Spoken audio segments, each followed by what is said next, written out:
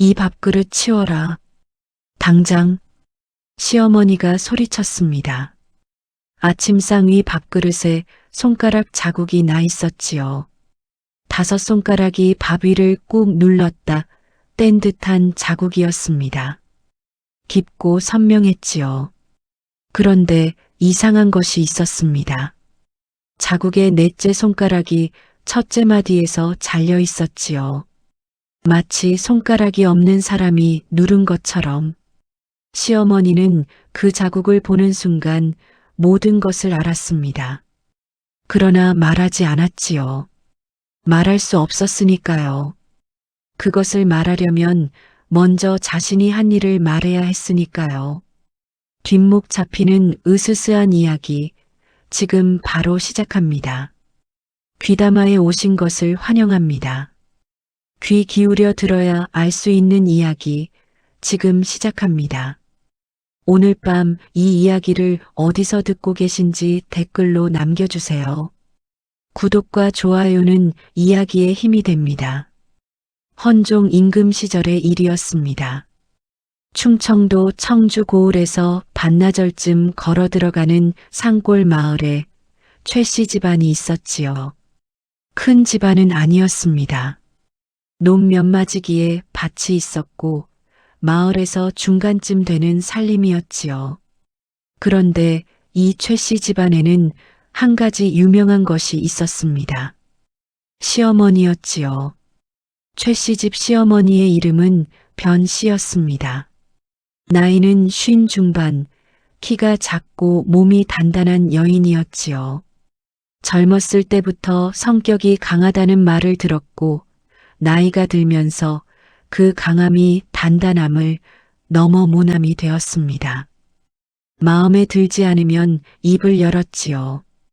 입을 열면 날이 섰습니다. 마을 사람들은 변씨 앞에서는 말을 조심했지요. 잘못 걸리면 한 소리 듣는다는 것을 알고 있었으니까요. 그런 변씨에게 며느리가 들어온 것은 외아들 최서방이 23 되던 해의 봄이었습니다. 며느리의 이름은 순이었지요. 순이는 같은 고을 건너 마을의 농사꾼 집 딸이었습니다. 아버지는 일찍 세상을 떴고 홀어머니 밑에서 자랐지요. 가진 것은 없었지만 성품이 온순하고 손이 부지런하다는 말이 있었습니다. 얼굴은 평범했지요.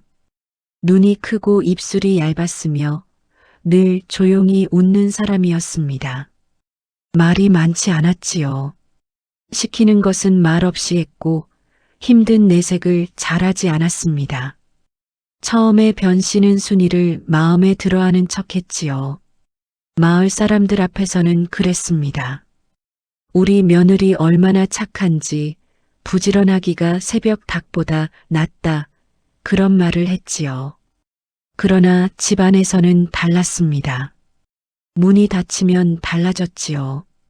변씨는 순이가 해놓은 일을 잘했다고 한 적이 없었습니다. 밥을 하면 질다 했고 빨래를 하면 덜 빤다 했지요.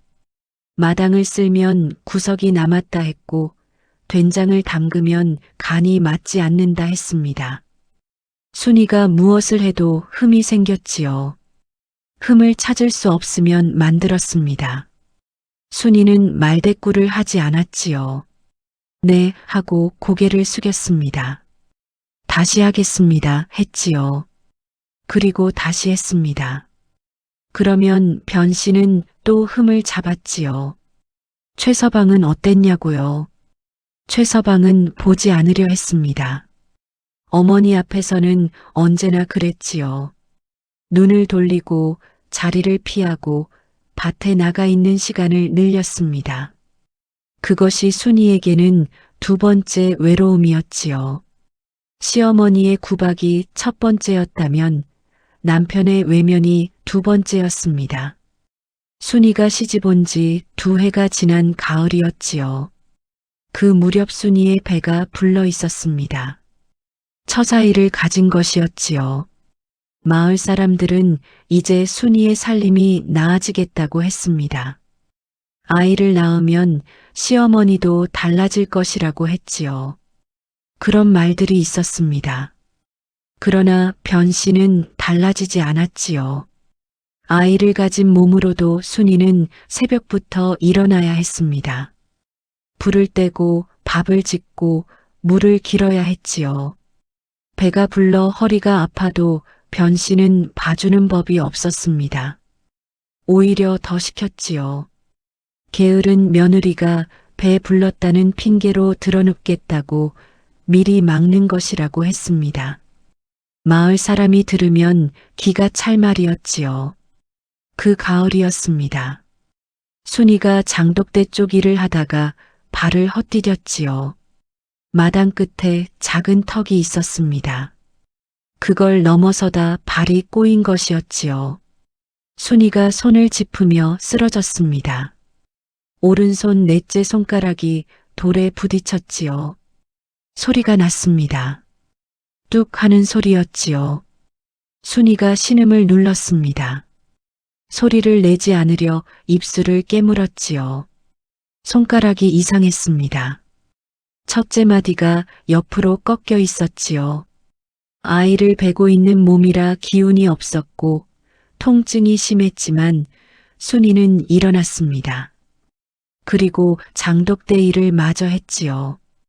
그날 저녁 변 씨가 손가락을 보았습니다. 변 씨가 말했지요. 일부러 꾀병 부리려고 그랬냐? 손가락 하나 다친 게 무슨 대수라고. 순이는 아무 말도 하지 않았습니다. 네 하고 고개를 숙였지요. 그런데 그 손가락이 잘못 붙었습니다. 첫째 마디가 제대로 맞지 않은 채 굳은 것이었지요. 시간이 지나면서 손가락이 안쪽으로 구부러진 채 펴지지 않게 되었습니다. 뼈가 어긋난 채 붙어버린 것이었지요. 의원에게 데려갔으면 고칠 수 있었겠지만 변 씨는 허락하지 않았습니다. 손가락 하나 구부러진 게 일 못할 정도냐고 했지요. 그래서 순이의 오른손 넷째 손가락은 그대로 구부러져 굳었습니다. 평생 다시 펴지지 않았지요. 그 이듬해 봄이었습니다. 순이는 아이를 낳았지요. 사내 아이였습니다. 최서방은 기뻐했지요. 변 씨도 손자가 생겼으니 겉으로는 기뻐했습니다. 그러나 순이에 대한 태도는 달라지지 않았지요. 산후에 몸을 추스릴 시간이 필요했습니다. 산모는 최소한 한 달은 누워서 미음을 먹어야 했지요. 마을 어른들이 다 그렇게 말했습니다. 그런데 변 씨는 열흘이 지나자 순이를 일으켰지요. 손자 젖 먹이는 것만 해도 충분히 누워 있었다고 했습니다. 순이는 일어났지요. 그리고 일했습니다. 몸이 회복되지 않은 채로 일을 했지요. 봄 논일이 시작되었고 순이는 허리가 아픈 채로 논두렁에 앉아 모를 심었습니다. 이른 아침 차가운 녹물에 발을 담그고 구부러진 넷째 손가락 채로 모묶음을 쥐었지요. 그해 여름에 순이가 쓰러졌습니다. 처음엔 그냥 더위를 먹은 것이라고 했지요. 그런데 일어나지 못했습니다. 열이 올랐고 밥을 넘기지 못했지요. 며칠이 지나도 나아지지 않았습니다. 의원이 와서 보고 말했지요. 몸이 너무 상했다고. 산후에 무리한 것이 이렇게 되었다고. 최서방이 어쩔 줄 몰라 했지요. 그제야 이것저것 챙겼습니다. 그러나 너무 늦었지요. 순이는 25되던 해 여름 끝 무렵에 세상을 떴습니다. 아이는 돌도 되지 않은 때였지요. 순이는 눈을 감기 전에 아이를 한 번만 더 보게 해달라고 했습니다. 아이를 품에 안고 오래 들여다보았지요. 그리고 눈을 감았습니다. 구부러진 넷째 손가락으로 아이의 볼을 한 번 쓸었지요. 그것이 마지막이었습니다. 장례는 조용히 치러졌지요. 마을 사람들이 왔습니다. 고생만 하다 갔다고 했지요. 안 됐다고 했습니다. 그러나 변 씨 앞에서는 그 말을 크게 하지 않았지요. 변 씨의 얼굴에는 표정이 없었습니다. 슬픔인지 무감인지 알 수 없는 얼굴이었지요. 그냥 장례를 치렀습니다. 순이가 묻히던 날 무덤 옆에 작은 것이 발견되었지요. 손가락 하나였습니다. 누가 놓은 것인지 아무도 몰랐지요. 손가락 모양의 나뭇가지였습니다. 넷째 손가락 길이에 첫째 마디 부분이 안쪽으로 구부러진 나뭇가지였지요. 마치 누군가 일부러 그렇게 구부린 것처럼 마을 사람들은 보고도 모른 척했습니다. 너무 기묘했으니까요. 순이가 죽고 첫 번째 제사가 지난 뒤였습니다. 그러니까 순이가 세상을 떠난 지 꼭 1년이 지난 여름 끝 무렵이었지요. 변 씨가 아침에 일어나 밥상을 받았습니다.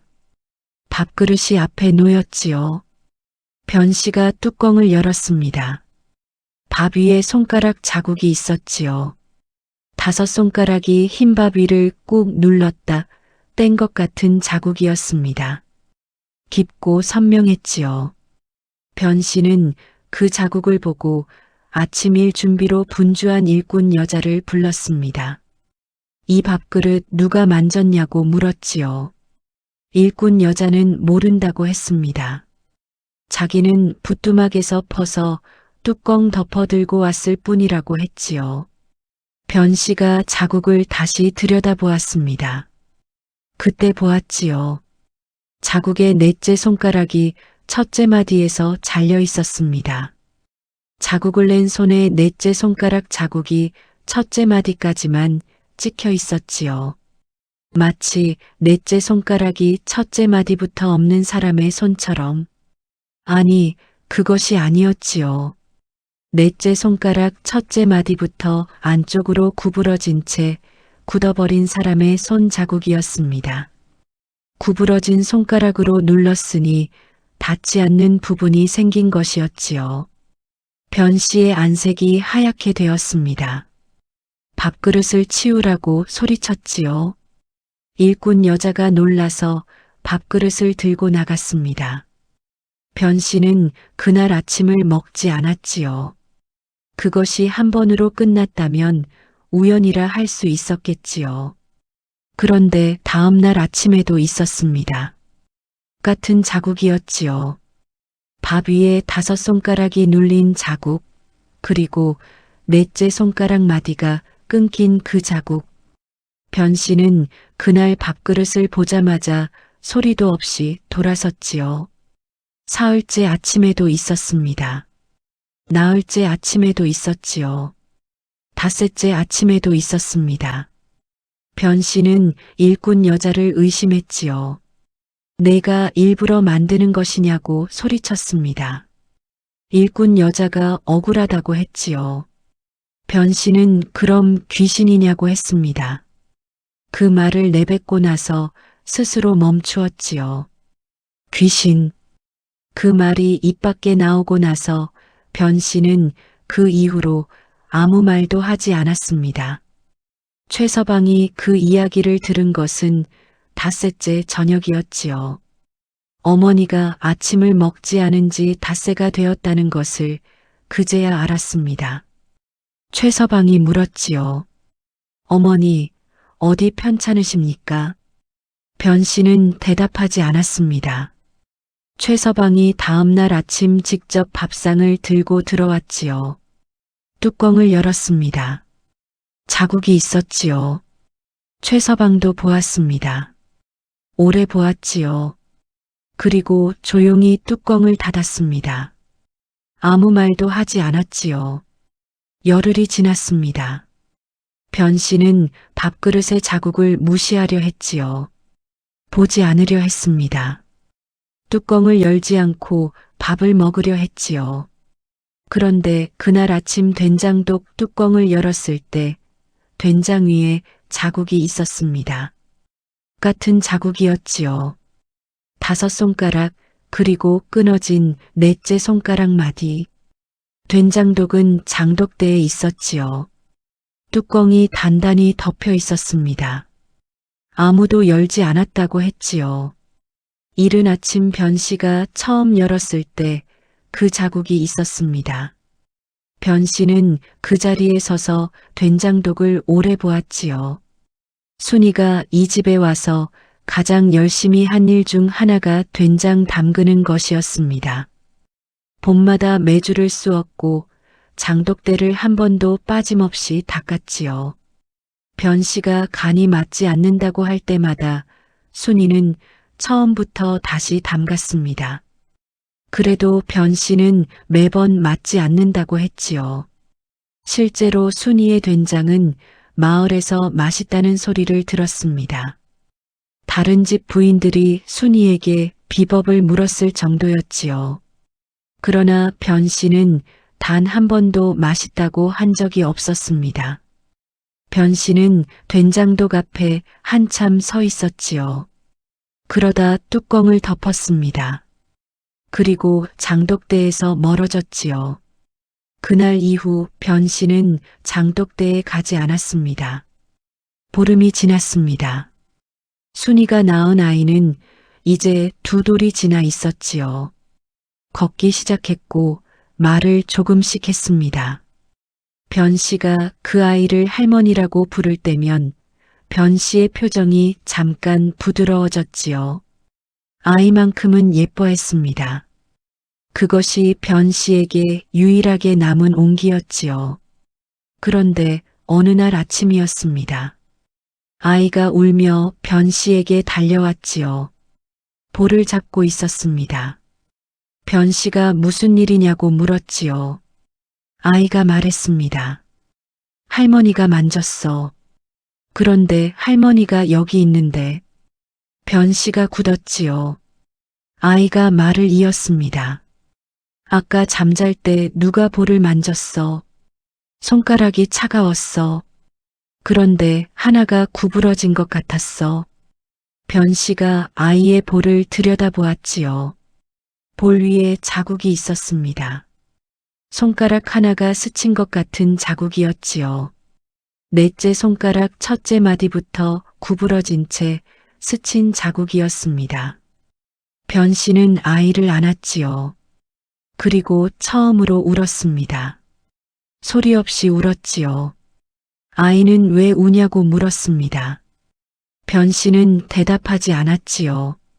다만 아이를 꽉 안고 오랫동안 있었습니다.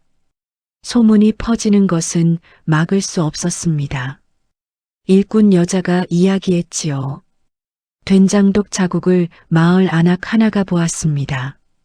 그것이 퍼졌지요. 마을 사람들은 수군거렸습니다. 죽은 순이가 집을 떠나지 않았다고 했지요.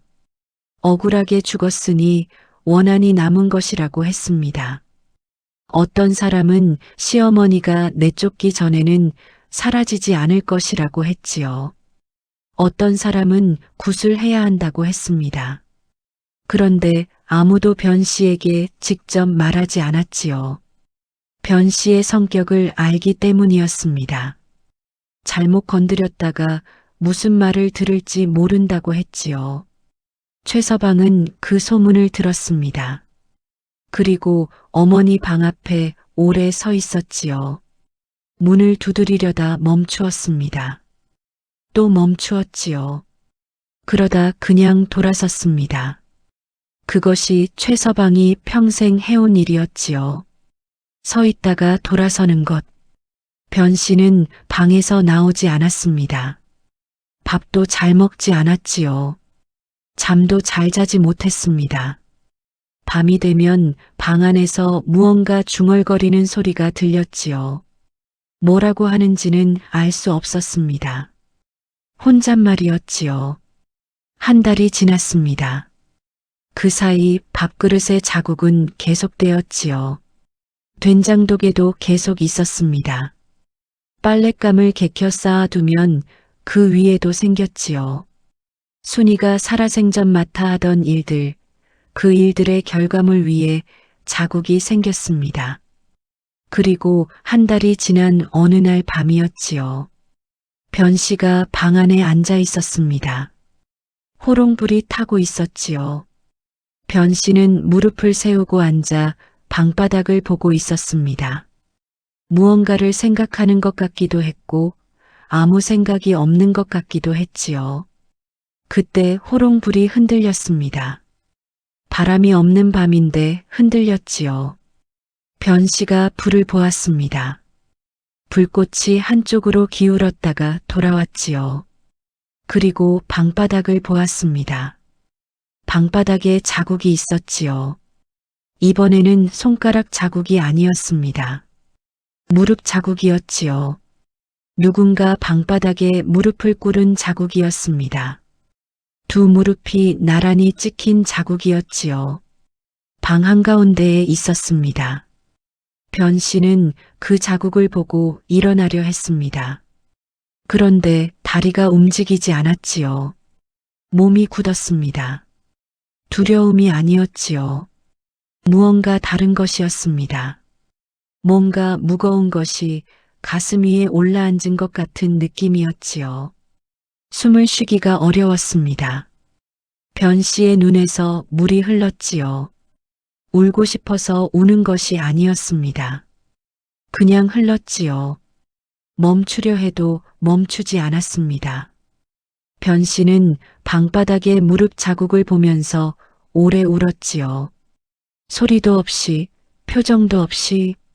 무릎 자국이 무엇을 뜻하는지 변 씨는 알았습니다. 순이가 이 방에서 무릎을 꿇은 날이 몇 번인지 변 씨는 알고 있었지요. 혼나고, 꾸중 듣고, 고개 숙이고, 무릎 꿇고, 그 모든 날이 그 자국 2개 안에 들어 있었습니다. 그날 밤 변 씨는 잠을 자지 않았습니다. 방바닥 자국을 오래 보았지요. 새벽이 되어서야 자국이 사라졌습니다. 날이 밝으면서 자국이 서서히 옅어졌지요. 그리고 완전히 사라졌습니다.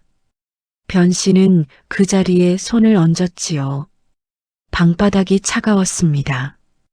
그리고 무언가를 생각했지요. 아주 오래 생각했습니다. 순이가 이 집에 온 지 얼마 되지 않았을 때의 일이 생각났지요. 순이가 처음 된장을 담갔을 때 사실 변 씨는 맛있다고 생각했습니다. 그런데 말하지 않았지요. 말하면 며느리가 우쭐해질 것 같았습니다. 그래서 맞지 않는다고 했지요. 순이가 처음 모내기를 거둔 날 솜씨가 좋다고 생각했습니다. 그런데 말하지 않았지요. 칭찬하면 게을러질 것 같았습니다.